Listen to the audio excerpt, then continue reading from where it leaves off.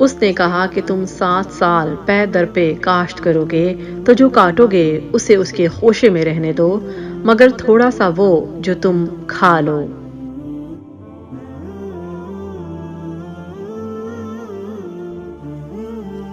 ساقی نے قید خانے میں حضرت یوسف علیہ السلام سے ملاقات کی تو اس وقت حضرت یوسف علیہ السلام نے بادشاہ کے خواب کی یہ تعبیر بتلائی کہ مصر میں 7 سال بڑی خوشحالی کے گزریں گے، جن میں زمینیں خوب غلہ اگائیں گی۔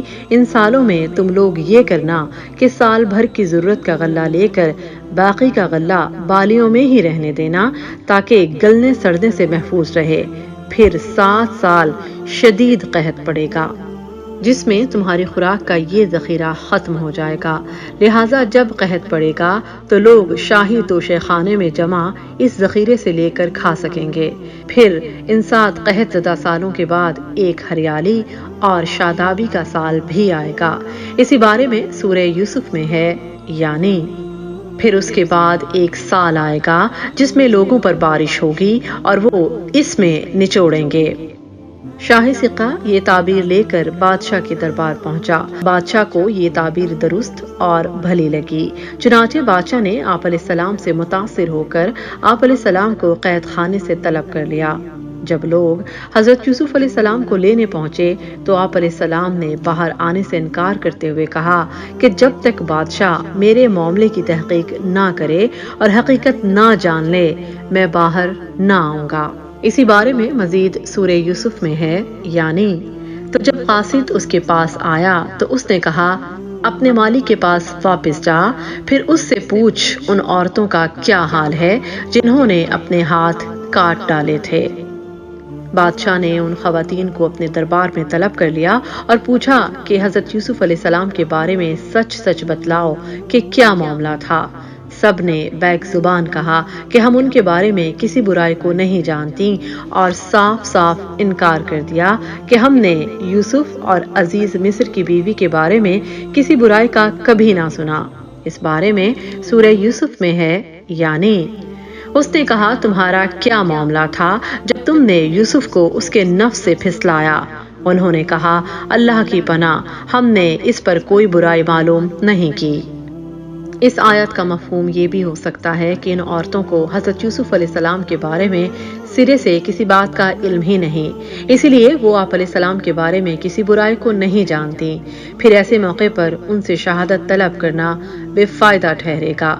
حضرت یوسف علیہ السلام یہ چاہتے تھے کہ دعوت والے دن عزیز مصر کی بیوی نے جو آپ علیہ السلام کو دھمکی دی تھی کہ اگر میری خواہش پوری نہ کرو گے تو جیل میں ڈال دیے جاؤ گے، آپ علیہ السلام اس بات کی شہادت ان خواتین سے چاہتے تھے، مگر ان خواتین نے اس بات کو بیان کرنے سے انکار کر دیا۔ البتہ انہوں نے آپ علیہ السلام کو ہر قسم کی تہمت سے بری قرار دیا، مگر عزیز مصر کی بیوی کی خواہش نفس کے راز کو چھپا لیا گیا۔ ان تمام باتوں کے برعکس بادشاہ کو اس واقعے کی حقیقت معلوم ہو گئی کہ حضرت یوسف علیہ السلام پاک باز اور پاک دامن انسان ہیں، لہٰذا آپ علیہ السلام جیل سے باعزت رہا کر دیے گئے۔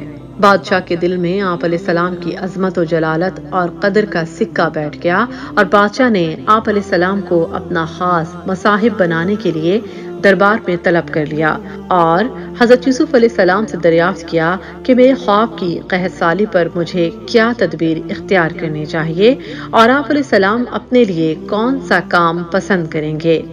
حضرت یوسف علیہ السلام نے جواب دیا، سورہ یوسف میں ہے، یعنی ملک کے خزانے میرے سپرد کیجئے، میں حفاظت کرنے والا بھی ہوں اور علم بھی رکھتا ہوں۔ یہ واقعات تورات اور سفر تلوین کے 41ویں باب میں بھی مذکور ہیں۔ غرض یہ کہ فرعون بادشاہ نے آپ علیہ السلام کو پورے مصر کے امور کا تصرف دے دیا، اور اون کے کاہن فوتی فاری کی آسناس سے آپ علیہ السلام کی شادی کر دی گئی۔ اس کے بعد آپ علیہ السلام نے مصر کے طول و عرض میں جگہ جگہ غلہ ذخیرہ کرنے کا مناسب انتظام کیا۔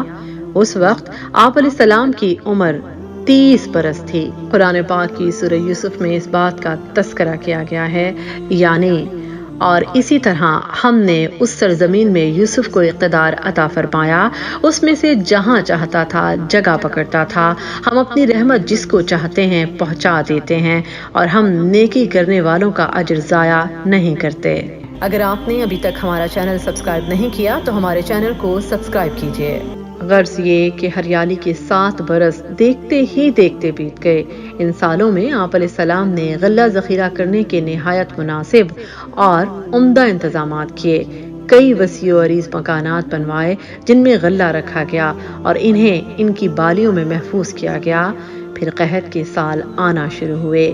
مصر اور اس کے ارد گرد کے علاقے قحط سالی سے کافی متاثر ہوئے تھے، مگر مصر میں بہت غلہ موجود تھا۔ اس لیے جب ارد گرد کے لوگ فرعون کے پاس جا کر غلہ اور روٹیاں مانگتے تو فرعون انہیں حضرت یوسف علیہ السلام کے پاس بھیج دیتا۔ آپ علیہ السلام نے لوگوں کے لیے خزانوں کے منہ کھول دیے اور سبھی کو ضرورت کے مطابق غلہ بیچا۔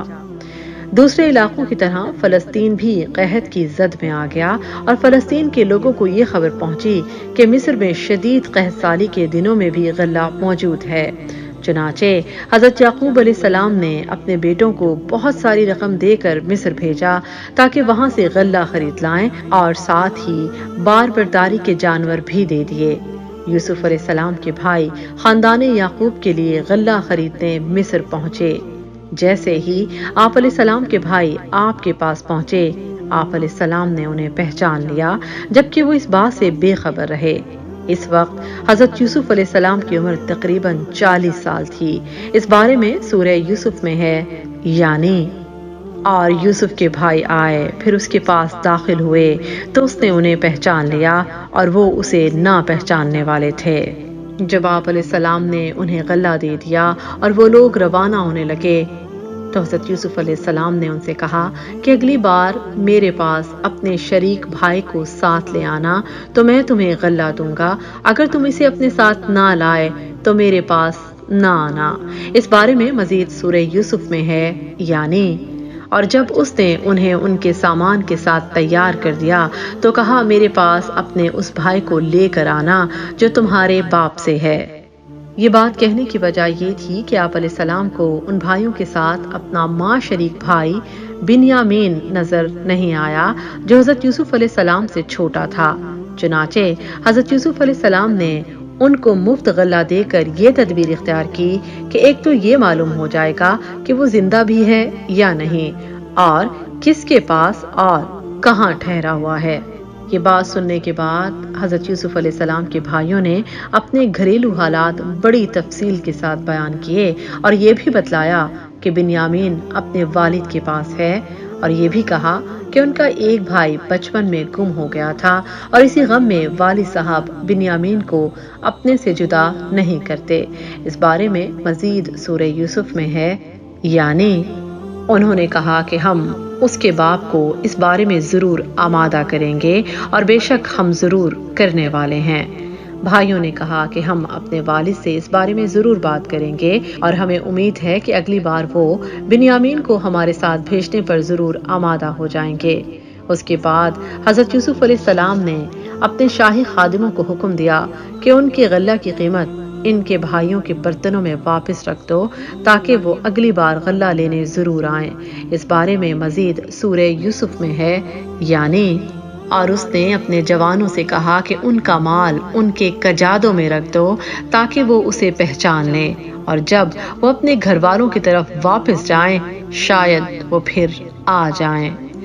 حضرت یوسف علیہ السلام کے بھائیوں نے واپس لوٹ کر سفر کی ساری روداد حضرت یعقوب علیہ السلام کو سنائی، اور کہا کہ وزیر خوراک نے ہمیں صاف صاف کہہ دیا ہے کہ اگلی بار اپنے بھائی کو نہ لائے تو غلہ ملنے کی امید نہ رکھنا۔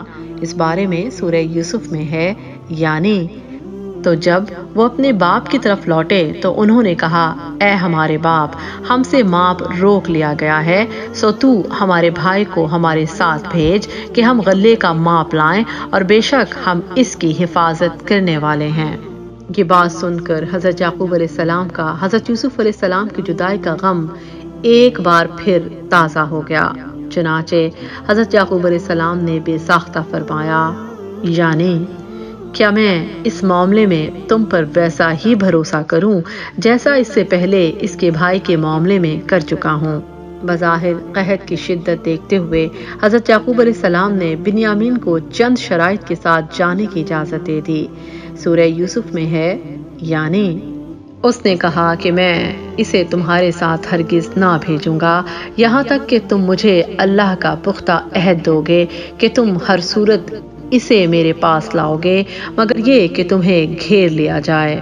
اس موقع پر حضرت یعقوب علیہ السلام نے اپنے بیٹوں کو نصیحت فرمائی کہ سب مصر کے شہر میں ایک دروازے سے داخل مت ہونا بلکہ الگ الگ دروازوں سے داخل ہونا۔ حضرت یوسف علیہ السلام کی کہانی کا چوتھا حصہ بہت جلد ہمارے YouTube چینل پر نشر کیا جائے گا۔ اگر آپ کو ہماری ویڈیو اچھی لگی تو لائک کریں اور اپنے دوستوں کے ساتھ شیئر کریں تاکہ ہم ایسی ویڈیوز آگے بھی بناتے رہیں۔ ایسی مزید ویڈیوز دیکھنے کے لیے ہمارا چینل سبسکرائب کریں، بیل آئیکن کو لازمی پریس کریں۔ شکریہ۔